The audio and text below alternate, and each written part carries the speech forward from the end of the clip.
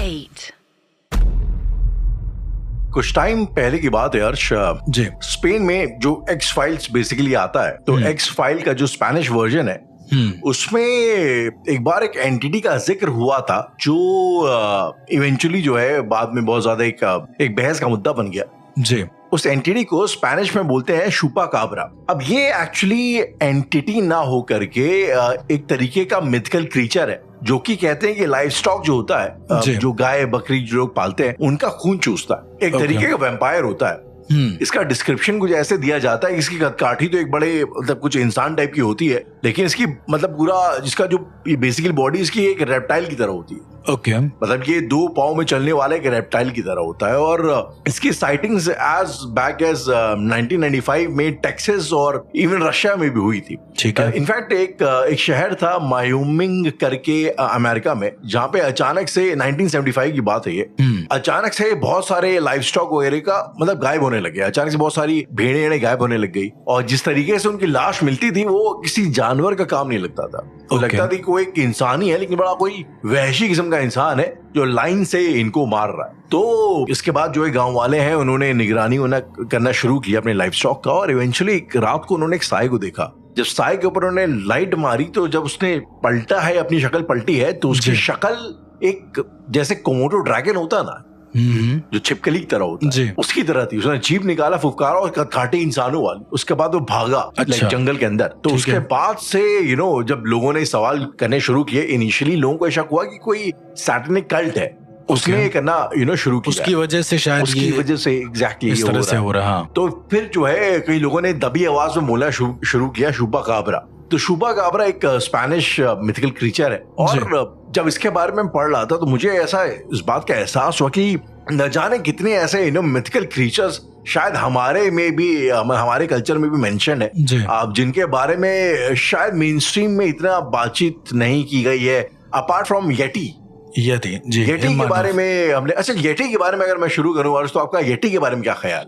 यति के बारे में मतलब ज्यादा ऐसा मैंने तो कभी महसूस किया भी नहीं है, उस चीज को देखा भी नहीं है, पर होते हैं, शायद होते हैं। बिल्कुल। I mean, जब नेपाल के जो माउंटेनियर्स होते हैं जो हाइकिंग वगैरह भी जाते हैं, जब वो लोकल लोगों से इंटरेक्ट करते हैं तो अगर आप नेपालीज लोगों से पूछेंगे तो एकदम अखंड विश्वास उनका। बिल्कुल एक मानव पे उन्होंने कई बार मतलब वो तो ऐसे बात करते उनका मतलब उन्होंने उसको आते जाते देखा है बहुत बार। Exactly. और वहां पे इस पार्ट ऑफ द कल्चर कुछ लोग हैं यार, उनका ये भी मानना है कि वो कहते हैं कि ये जो येटी है, सो कॉल्ड द हिम मानव जो है, ये बेसिकली अश्वत्थामा है जो कि पहाड़ों में आके छुपता है। ये भी शायद आपने कई बार सुना होगा। अलग अलग मान्यताएं हैं सभी की।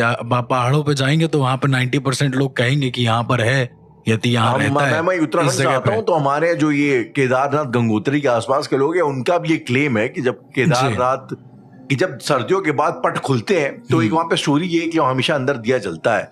तो कई लोगों का पहले ये कहना था कि अश्वत्थामा आता है यहाँ पे। उसके बाद कुछ लोगों ने फिर ये भी बताया कि एक बालू से घिरा हुआ एक हिम मानव जैसा एक जो है एक फिगर आता है और वो इनफैक्ट आपने वो एक भीमशिला का नाम सुना होगा, जो कि केदारनाथ मंदिर के पीछे एक शिला बनी हुई है, जो लोगों का कहना है कि वो भीम ने आके लगाई थी ताकि अगर लैंडस्लाइड हो तो मंदिर बच सके। तो कई लोगों का मानना ये भी है कि अश्वत्थामा है जिसने ये यहाँ पे स्थापित किया था। अभी भी आके चेक करता है कि ये खड़ा है कि नहीं खड़ा और कुछ किया जा सकता है मंदिर की देखरेख के लिए। यति के ऊपर तो मुझे ऐसा लगता है कि बात बहुत लंबी चली जाएगी अगर यति पर जाएगी तो, क्योंकि पहाड़ों वगैरह पे मैं बहुत सारे ऐसे लोगों से मिला हूँ जो वहां पे रहते हैं। जैसे आप उत्तराखंड से हैं, वैसे कुछ ऐसे मेरे दोस्त लोग हैं जो तोश वगैरह से हैं, हिमाचल से। तो उनका बार बार ये कहना है कि हमारे बाबा जो है वो यति के पीछे भागते थे। मतलब वो जब उनको दिखता था तो उनके पीछे भागते थे। स्पीड वगैरह उनकी बड़ी तेज हो जाया करती थी ऐसा करके। और वो कहते थे कि मतलब बड़े बड़े जो पहाड़ हैं वो करीब वो समझ लो सेकेंडों में पार कर लेता था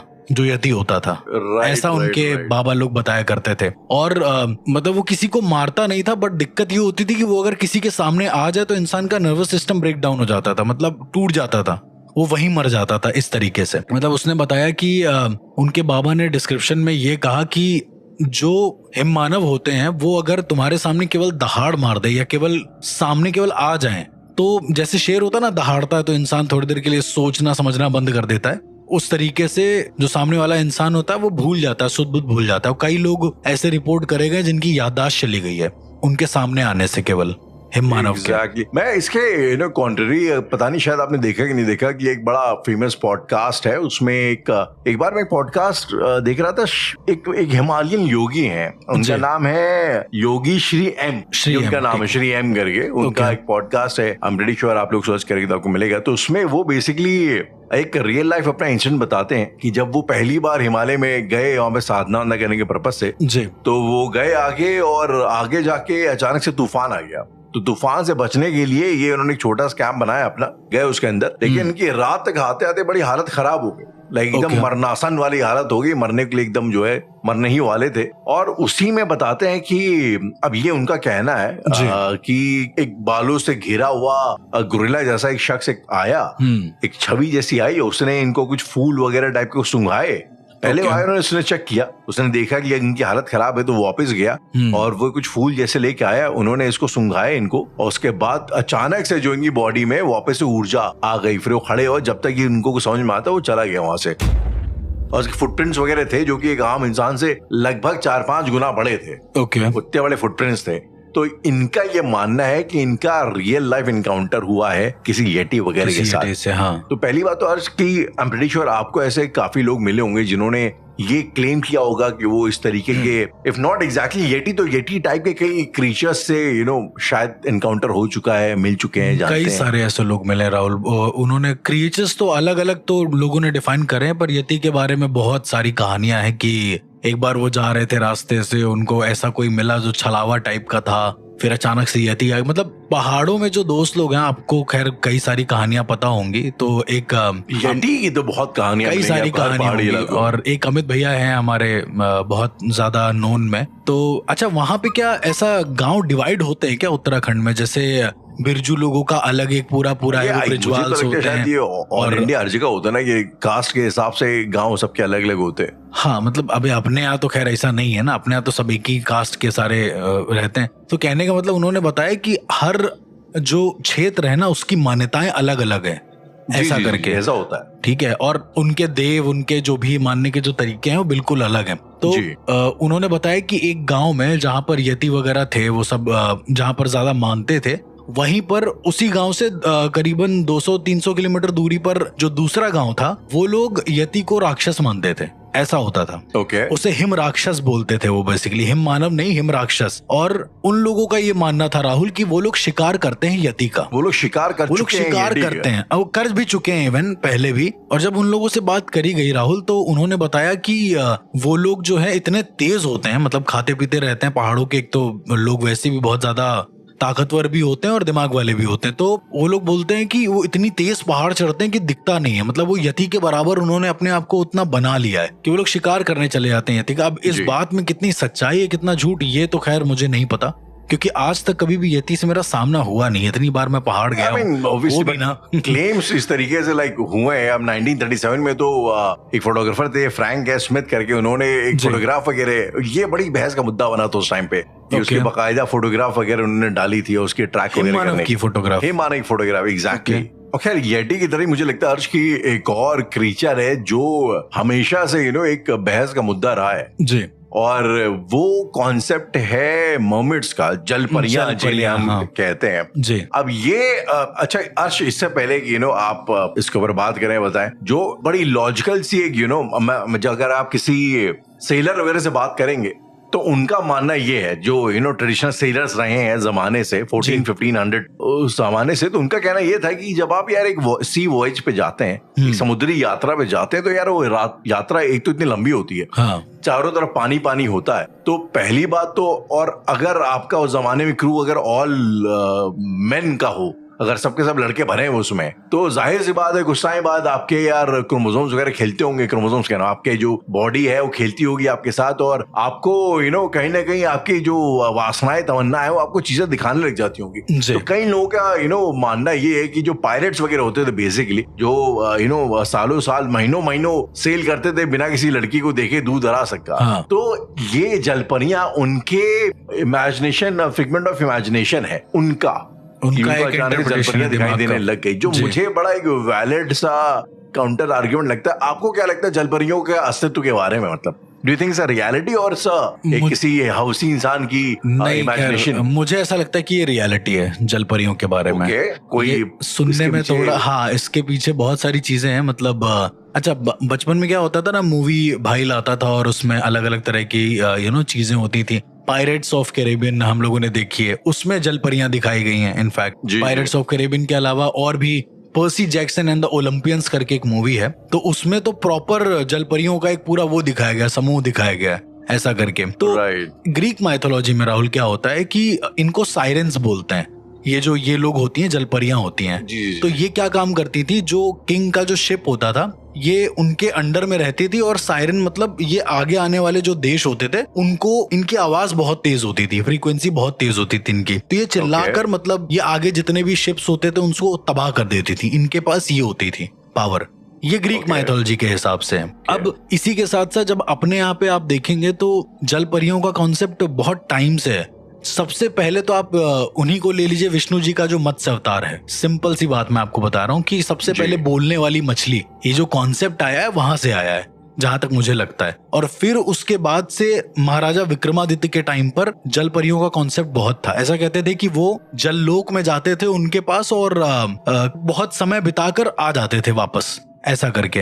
अब एक बड़ी अजीब सी चीज ये थी कि चलो ये सब पौराणिक कहानियां है, सब भाई देखते देखते हम लोग बड़े हुए हैं या फिर टीवी में आई हैं। लेकिन 2016 के आसपास राहुल एक वीडियो है यूट्यूब पे, आप डालेंगे ऐसे आपको मिल जाएगा मरमेड्स का। उसमें दिखा रहा है कि एक आदमी है, वो कोई शॉट ले रहा है पानी वानी का, तो अचानक से साइड में पत्थर पर एक औरत बैठी हुई है, पीछे से दिख रहा है। ये YouTube पे मिल जाएगा आपको। और उस वीडियो में क्या है, जैसे ही कैमरा उसकी तरफ जा रहा है, वो कैमरे में देख के उसने अपना मुंह खोला और सीधा पानी में कूद गई है, आउट ऑफ नोवेयर। क्या आपको लगता है कि वो एकदम बिलीवेबल है? हाँ, मतलब एडिटेड चीजें समझ में आती हैं, वो अनएडिटेड था पूरा का पूरा। वो दिख रहा था कि एडिटेड नहीं है। बाहर सी में कोई कूद के अपना तैरेगा तो है नहीं, खैर फिलहाल। वो वीडियो बड़ी अजीब सी, आप देखोगे तो आपको दिखेगा, ऐसा करके समझ में आएगा। और फिर जब मूवीज में इंट्रोड्यूस कराया गया ये सब कैरेक्टर की, जलपरी टाइप का भी कुछ होता है, तो समझ में आया कि हाँ भाई ये भी चीजें एग्जिस्ट करती हैं। फिर जब इससे जुड़े घोस्ट सामने आने लगे, इससे जुड़े घोस्ट भी होते हैं? बिल्कुल होते हैं। उनका नाम अलेया होता है, घोस्ट लाइट्स बोलते हैं उनको। तो वो बेसिकली क्या होते हैं कि एक मछुआरे की, समुद्र के ही होते हैं, समुद्र के होते हैं, मैं बताता हूँ। तो ये बेसिकली जब कोई मछुआरा जो होता है, जो नाविक या मछुआरा कोई भी आप ले लो, जब वो अपने मछली पकड़ने के दौरान मारा जाता है तो वो अलेया बनता है, ऐसा कहते हैं। ये बंगाल में बहुत फेमस है, द अलेया घोस्ट लाइट करके नाम है इसका। और जब आप देखेंगे तो वो क्या काम करेगा, मरने के बाद मतलब किसी को मारेगा नहीं, बट उसको सही रास्ता दिखा देगा। यदि कोई नदी में फंस गया है तो एक लाइट जैसा उस फंसे हुए इंसान को कोई दिखेगा, वो जो इंसान है उस लाइट को पकड़ के किनारे तक पहुंच जाएगा समहाउ। तो उसको घोस्ट ही बोलते हैं, पर वो बड़ा ही क्या बोलते हैं, वैलिड घोस्ट है, मतलब मारता नहीं है किसी को। तो कुछ लोगों का ये मानना है कि वो मछुआरों की आत्मा नहीं होती है, कुछ लोगों का मानना है कि वो जलपरियां होती हैं जो चमक रही होती हैं। तो उनको पकड़ के, उनका हाथ पकड़ के, जो लोग डूबे हैं वहां पे, जी, उन लोगों का ये कहना है कि भाई वो जलपरी थी जिसका हाथ पकड़ के हम किनारे पे आ गए। और मतलब लोगों की जान बचाती हैं वो, आप ऐसा कहना चाहते हो? लोगों की जान बचाती है, कोई मारता नहीं है। मतलब इसको आप मुझे इससे एक बड़ा इंटरेस्टिंग चीज याद है यर्श की, थाईलैंड में हम शायद इसके बारे में बात भी कर चुके हैं। अच्छा, बाय द वे डिटेल में बात कर चुके हैं हमारे दूसरे पॉडकास्ट में, द इंडियन वैदिक पॉडकास्ट पे जी। तो थाईलैंड में भी रामायण खेली जाती है। उनके यहाँ भी हिंदुइज्म में एक स्ट्रॉन्ग कल्ट एक तरीके का। तो वो लोग, उनके रामायण में एक बड़ा इंटरेस्टिंग कैरेक्टर है जिसका नाम है स्वर्ण मच्छा। और उनके हिसाब से जब श्री राम जी, उनकी पूरी जो सेना है, वो लंका वाला ब्रिज बना रहे थे, तो स्वर्ण मच्छा एक जलपरी थी जिसकी बॉडी जो है आधी ह्यूमन और आधी मछली की थी, और वो गोल्ड की थी, मतलब एक गोल्डन मछली की तरह वो थी। और वो हनुमान जी को एंटाइज करती है ताकि बहकाती ताकि वो ब्रिज ना बनाए टाइप का। अब वो कोशिश करती है उनको स्पॉइल करने की, उसको इसने मेघनाथ ने भेजा होता है। तो कोशिश करती है कि हनुमान जी को थोड़ा सा इंटाइज करे। इवेंचुअली वो उनके प्यार में पड़ जाती है, और बाद में हनुमान जी का उनके थ्रू बेटा होता है। ये बड़ा कंट्रोवर्शियल है, जो शायद इसके बारे में हम लोग मकर ध्वज के बारे में बात कर चुके हैं। तो उनके हिसाब से वो एक जलपरी होती है जो ये करती है। और वहां पे इसका स्वर्ण, इनफैक्ट वहां का एयरपोर्ट भी स्वर्ण भूमि के नाम से, उन्हीं के नाम से। और वहां पे ये जो एक जलपरी का एक वो होता है, एक जो बिलीफ या कल्ट के लिए बड़ा स्ट्रांग है। मतलब वहां पे ऐसा पहले होता था कि लोग जो है उसकी तलाश में जो है एक जो साहसी किस्म के जो होते थे वो जाते थे। कई लोग क्लेम करते थे कि मैं पढ़ के लाया हूँ और ऐसे वैसे जी। तो I'm just trying to say, you know, कि ये जो जलपरियों वाला जो इस क्रीचर का मिथ है, ये आई थिंक क्रॉस कल्चर है हमारे आसपास। ये हर जगह है शायद, और अगर हर जगह हो रहा है और दिखाई दे रहा है तो यानी इसका मतलब इसका कोई अस्तित्व जरूर है। मैं आपको एक रियल घटना बताता हूँ। बंगाल में एक नदी है, बहुत छोटी सी नदी है, मुझे उसका नाम एग्जैक्ट नहीं याद है, जो समुद्र नहीं, वो एक नदी है। देखिए मोस्टली ये जो कॉन्सेप्ट होते हैं जलपरियों वाले, ये समुद्रों में पाए जाते हैं, राइट? कि भाई यहाँ से जलपरी आ रही, इनका एक अपना लोक है कोई। लेकिन करीब 2017 में एक इंसान को, एक मछुआरे को, एक करीबन इंसान के साइज की मछली मिलती है। इतनी बड़ी मछली, नॉर्मल जो मछलियां होती हैं। अब दिक्कत ये है कि उसको मछली के शरीर का आधा भाग मिलता है। मतलब मछली के शरीर का जो निचला भाग है वो इंसान के साइज का ले लो आप, 5 फुट 10 इंच ऐसा, तो उसके ऊपर का भाग नहीं मिलता है, उतना भाग कटा हुआ मिलता है। तो इसका मतलब ये है कि उसके ऊपर भी कोई पोर्शन रहा होगा राहुल, लेकिन इतनी बड़ी कोई मछली एग्जिस्ट करती ही नहीं है। अगर ऐसे देखा जाए तो ब्लू व्हेल तो बहुत ही बड़ी हो जाती है। अब आप सोचो तो जब उस इंसान ने उसको, अब उसका काम क्या होता है मछुआरों का, वो लेके आते हैं, या तो भाई खाते हैं या तो भाई बेच देते हैं, ऐसा करके। तो जब उस मछुआरे ने उसको काटा है तो वो मतलब उसके अंदर से, जैसे हम लोगों के अंदर से खून निकल रहा है ना रेड रेड करके, मछलियों का वैसे ही खून होता है, लेकिन वो अंदर की एनाटॉमी पूरी अलग थी एकदम, जैसे मछलियों की होती वैसी नहीं थी, ऐसा उसका कहना था। अब क्या वो किसी जल परी का एक कटा हुआ टुकड़ा था जो उसने अर्जित करा हो? तो ऐसे तो अर्श कि अब बात ये है कि आपने मूवी देखी है द सर्कस करके, द ग्रैंड शोमैन करके, द ग्रेटेस्ट शोमैन जी, ह्यू जैकमैन की, तो वो एक रियल लाइफ कैरेक्टर पे बेस्ड है। उनका नाम था पीटी बार्नम, जो बेसिकली सर्कस के गॉडफादर है जिन्होंने इसकी शुरुआत करी जी। तो कहते हैं कि उन्होंने एक 1822 में लंदन में जब उनकी एग्जीबिशन वगैरह लगा करती थी, जब वो अतरंगी टाइप की चीजें दिखाते थे लोगों को, तो उसमें उन्होंने एक फिजी मरमेड करके भी उन्होंने एक सॉर्ट ऑफ कंकाल वो डाला था। और उनका कहना ये था कि ये फिजी में जो है एक मछुआरे के जाल में गलती से एक जो है जलपरी पकड़ी गई, और इसको जो है मैं यहाँ पे दिखा रहा हूँ। तो वो उसके बाद वो जो स्केलेटन जैसा जो भी था वो पूरी दुनिया में, लाइक जब भी जहां उनका सर्कस गया उनके साथ ट्रैवल किया, तो पूरी दुनिया में एक बहुत बहस का मुद्दा रहा, लेकिन इन द एंड पता लगा कि वो बड़ा फेक था और वो कुछ ऐसा हड्डियों को जोड़ जाड़ के बनाया गया था फिजी मरमेड के नाम से। इनफैक्ट वहाँ फिजी मरमेड एक तरीके का एक वो भी है, एक स्लैंग टाइप का। किसी चीज को फेक बताना है और जो बड़ी फेमस है तो उसको बोल दिया जाता है फिजी मरमेड वाली बात है। PT Barnum I think in सब चीजों के लिए थोड़े मशहूर भी थे कि वो कुछ भी अतरंगी चीज दिखा दिखा के लोगों से पैसे लेते थे। तो मेरा कहने का मतलब है कि मरमेड को लेके भ्रांतियां भी बहुत है, लोगों ने भ्रांतियों का इस्तेमाल भी बहुत किया हुआ है। हाँ, बहुत ज्यादा। इवन बचपन भी मेरा अजीब सा कर दिया था, क्योंकि मैं आपको बताता हूँ, एक डेली जो आती ना, डेली अखबार जो आते थे, डेली जो कॉमिक्स आती थी, उसमें एक छोटी सी, तो डाइजेस्ट कहते थे, क्या कहते थे, मुझे एग्जैक्ट नहीं याद है। तो उसमें क्या होता था कि उसमें ना एक दिन हॉरर का कॉन्टेक्स्ट निकला कि मतलब हॉरर कहानियां हैं बट बच्चों के लिए, बड़ी प्यारी सी हॉरर जो होती हैं। तो प्यारी हॉरर में क्या था कि भाई एक भूत होता है जो बच्चों को, जब बच्चे नहीं सोते हैं, हाँ जब बच्चे नहीं सोते हैं तो वो पीछे से आ जाता है, तो मतलब वो डराने के लिए कि, तो फिर वो बच्चा क्या करता है कि उसके घर में एक मछली होती है, उसको खाना वाना देता है, और खाना देने के बाद अचानक से एक नदी के पास से गुजर रहा होता है तो एक जलपरी आती है और उसको बोलती है कि अब से तुम्हारे पास भूत नहीं आएगा। बड़ी प्यारी टाइप की कहानी थी वो। उस कहानी का लॉजिक अब थोड़ा मैं इधर देखता हूँ कि लॉजिक हर चीज में निकाल तो नहीं रहा हूँ, लेकिन वो निकल रहा है, क्योंकि मैंने जब अपने गुरुओं से पूछा इसके बारे में कि क्या कोई ऐसा मानव एग्जिस्ट करता है जो मानव भी हो और जानवर भी हो, क्या ऐसा कोई एग्जिस्ट करता है, अर्ध मानव जिसको हम बोलते हैं। जी जी जी। तो उन्होंने कहा कि अर्ध मानव एग्जिस्ट करते हैं, कभी कभी अर्ध मानव बन जाते हैं। ये भी एक बड़ी अजीब सी बात है। राहुल, आपने मुझसे अभी कुछ दिन पहले शायद वुल्फ ऑफ पावगढ़ के बारे में मुझसे बात करी थी। हाँ जी, हाँ जी, हाँ जी। कि वहाँ के जो जंगलों में अपने आप ऐसा कुछ मिल जाता था। तो जब मैंने उनसे पूछा तो उन्होंने कहा कि उन्होंने कहा कि जिंदगी में ऐसी ऐसी साधनाएं हैं अजीब अजीब सी,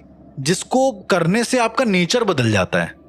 मतलब ऐसा नहीं कि आपके सर पे बाल निकल आएंगे, आप शेर बन जाओगे, ऐसा नहीं होता है, लेकिन आपका नेचर बदल जाएगा पूरा का पूरा। आप इंसान ही रहोगे पर आपके बर्ताव में 90% चेंज आ जाएगा। ओके। उन्होंने बोला कि शेर की जो मतलब खाल पर बैठकर जब तुम साधना करते हो और उसके बाद किसी पर्टिकुलर एंटिटी का आह्वान करते हो, उन्होंने नाम नहीं बताया, तो बोल रहे हैं कि तुम्हारा नेचर वैसा हो जाएगा, तुम गुस्सा हो जाओगे थोड़े से, मतलब जरा जरा सी बात में हाइपर एक्टिव हो जाओगे। तो ये वो कहते हैं कि मतलब ये जो इंसान के चेहरा बदल लेने की बात है, शेप शिफ्टर्स ये कर सकते हैं कि भाई उन्होंने अपना रूप बदला और कभी कभी क्या रूप बदलते हुए उनका रूप आधे पे ही रुक गया, समथिंग लाइक दैट, कुछ ऐसा हुआ।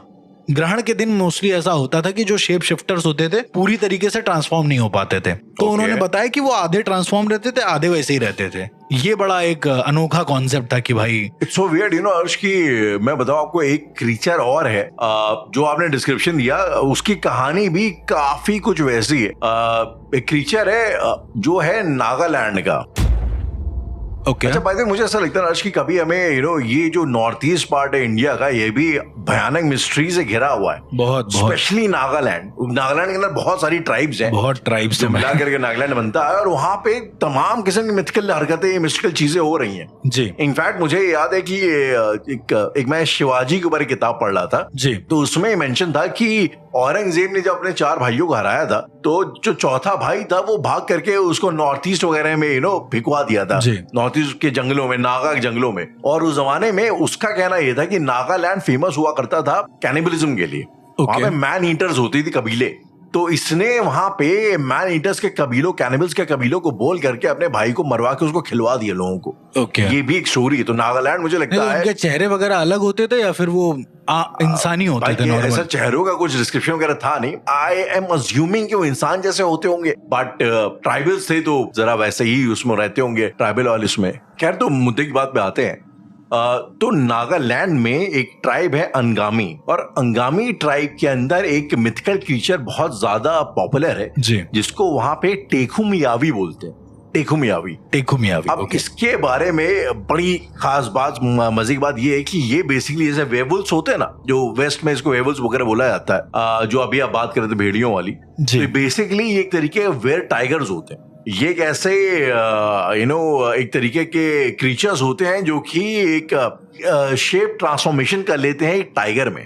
और ये मतलब कुछ खास उनकी देवी हैं या इंसान होते हैं टाइगर में बदल जाते हैं, ऐसा? अब इसके बारे में बड़ा एक अजीब सा कॉन्सेप्ट है इनका। ये बोला जाता है कि ये एक तरीके का जब एक ह्यूमन की स्पिरिट एक टाइगर को पोजेस कर लेती है, तो उसको ये लोग टेकुमियावी बोलते हैं। तो ऐसा इनके एक बार, और ने एक्चुअली ये कुछ ऐसा कॉन्सेप्ट है कि जब कोई ट्राइब का मुखिया जब वो गुजर जाता है, तो और अगर वो बहुत ही ज्यादा एक तरीके से बड़ा ही मैनली किस्म का, वॉरियर किस्म का रहा हो, तो एक ट्रेडिशन के माध्यम से उसकी आत्मा को, स्पिरिट को एक टाइगर के अंदर उसका आह्वान कर लेते हैं। और फिर वो फिर जब भी उस गांव की, उस ट्राइब की कुछ पूजा पाठ होती है, तो टाइगर उसमें आता है, बकायदा बच्चों को आशीर्वाद देता है। ये सब चीजें भी होती है इनके हिसाब से। ये एक है। तो ये ट्रेडिशन भी काफी टाइम से, और इस क्रीचर के लोग बड़ा सम्मान करते हैं, टेकुमियावी का। तो मतलब मैं बस इतना कहना चाह रहा था कि ये जो, और इस क्रीचर के बारे में एक खास बात ये होती है कि एक क्रीचर के 5 पॉज होते हैं। तो मतलब नॉर्मली उसके 4 होते हैं, टाइगर के इसमें एक एक्स्ट्रा होता है, तो ये 5 पंजे होते हैं इसके, और ये इसकी पहचान होती है। तो ये एक बड़ा ही मिथिकली एक रिस्पेक्टेड क्रीचर है नागालैंड का। इसका यथार्थ क्या है, क्या नहीं है, कई लोगों का मानना ये है कि आज भी अगर आप अंगामी ट्राइब्स में जाइए और जब वो उसका आह्वान करते हैं कुछ ट्राइब्स के पुरखों का, तो कई बार टाइगर्स की साइटिंग हुई है। वो आसपास आते हैं, जब कोई बड़ा वो इवेंट होता है तो वो आसपास आते हैं। कई बार तो ऐसा भी होता है कि टाइगर्स आते हैं, उसके बाद वो एक इंसान की आवाज बातचीत कर। तो ये भी एक तरीके का सॉर्ट ऑफ एक बड़ा ही पॉपुलर फोकलोर है नॉर्थ ईस्ट का। And I am pretty sure ऐसे काफी और भी होंगे, बहुत सारे हैं राहुल। और जैसे सुपर नेचुरल की अगर बात करें तो मैंने ऐसा एंटिटीज वाइज में तो ऐसा कुछ नहीं सुना है कि इस तरह की एंटिटी होती है जो जानवर में तब्दील हो जाती है, कुछ ऐसा। हाँ, जीव विज्ञान तंत्र में मैंने आपको कई सारी चीजें बताई थी कि आप किसी की कॉन्शियसनेस को किसी जानवर में भेज देते हैं और उसके बाद फिर वो अपना जाके किसी घर में देख के चला आता है। उसी की याद आ रही थी जब आप वो बता रहे थे। ये बड़ी कॉमन सी चीज है। लेकिन मैं आपको ना एक ऐसी बात बताता हूँ। मैंने आपको एक बताया था कि एक मेरे गुरु रहे थे जिनके आसपास नाग चलते थे, राइट? मैंने आपको बताया वो 3-4 नागों को लेके चलते थे। वो उन्हीं से हीलिंग वगैरह करते थे लोगों की, नाग के मुंह में देखते थे और ऐसा करते थे। तो जिस गांव में वो रहते थे राजस्थान के, उस गांव के कुछ लोगों का ये कहना था कि जो बाबा हैं, मतलब जो मेरे गुरु हैं, अब देखो मैं तो नहीं मानता हूँ, लेकिन उनका ऐसा कहना था, ये इस कहानी से जुड़ा हुआ है। उनका ये कहना था कि ये जाते हैं रात को एक सांपों की जो बाम्बी होती है उसके पास पूरी और वहां पर इनको एक लड़की मिलती है, एक कन्या मिलती है, करीबन 12 से 15 साल के आसपास की। ओके, ऐसा लोगों का मानना था, मैंने नहीं देखा जी। तो उनका मानना था कि वो उनको लड़की मिलती वहां पर, और लड़की कैसी होती है कि उसके सर पर बालों के जगह सांप लिपटे होते हैं, और हाथ में सांप होते हैं, पैर में सांप होते हैं, इस तरीके से, और उसकी जो जीभ होती है वो सांपों की तरीके होती है। अब ये उन लोगों का बहुत स्ट्रांग मानना था। उन्होंने कई बार गुरुजी से पूछा भी इस बारे में, तो उन्होंने कहा कि वो नाग देवी हैं, उनकी बात मत करो, उनके बारे में हम ज्यादा नहीं बता सकते। ओके। अब नाग देवियों के कॉन्सेप्ट पे हम अगर आते हैं, जो हम लोग मिस्टिकल क्रिएचर्स की बात कर रहे हैं कि सुपरनैचुरल क्या क्या हो सकता है, तो जैसे मैंने आपको नाग कबीले के बारे में बताया कि वहां पर ऑटोमेटिकली सांप पोजेस करते हैं इंसानों को, जैसे आपने बताया कि इंसान की आत्मा जानवरों को पोजेस करती है और शेर में बदल जाती है एक तरीके से, उस तरीके से मैंने नाग कबीले के बारे में बताया था कि वहां पर सांप पोजेस करते हैं और इंसान के शरीर में आ जाते हैं, एक तरीके से उनकी क्वालिटीज वैसी हो जाती हैं। ये इच्छाधारी नाग और ये क्या सेम चीज है या अलग अलग? नहीं, इच्छाधारी नाग तो थोड़ा अलग है, लेकिन ये जो तंत्र है ना, ये पॉसिबल है, ऐसा हो सकता है कि आप जानवर की आत्मा को किसी इंसान के शरीर में डाल दें, पर कुछ देर के लिए, वो ज्यादा देर के लिए कभी भी पॉसिबल नहीं है। मतलब ऐसा 2-3 बार हुआ है। अगर आप पुराने ऐसे कथाओं में भी देखेंगे तो कई बार घटोत्कच इवन जिसके बारे में हम लोग बात करते हैं, मास्टर ऑफ डार्क आर्ट, तो वो जानवरों का ही ज्यादा प्रयोग करता था इंसानों को जीवित करने के लिए, ऐसा कहा जाता है तंत्र विद्या में। अब आप एक बार इस चीज को बैक जाके देखिए, आसाम हो गया, बंगाल हो गया, कहीं पर भी हो गया, उसके आगे भी, बल्कि इनफैक्ट लैटिन अमेरिका के काफी कल्चर्स में एक मूवी आई थी, अगर आपको याद हो, आई थिंक डिज्नी या पिक्सार की, मोआना करके। जी। तो मोआना में बेसिकली मावी करके एक गॉड होते हैं जो कि एक ईगल का शेप ले लेते हैं, और वो एक्चुअली में क्रीचर वहां पे, मतलब नॉट जस्ट द स्टोरी, वहां के ऐसा ट्राइब्स में माना जाता है कि ऐसा एक क्रीचर होता है जी। वो क्रीचर क्या होता है, उनके वो कुछ इंसान ही होते हैं जो कि जब चाहे वो एक बास का शेप ले लेते हैं और आगे जाके दिखाते हैं जो भी है। और ये थ्योरी पे वो लोग बहुत बिलीव करते हैं, मानते हैं। और मैं इनफैक्ट एक बात बताऊं, और ये थोड़ा कंट्रोवर्शियल हो सकता है, लेकिन मैंने एक बार की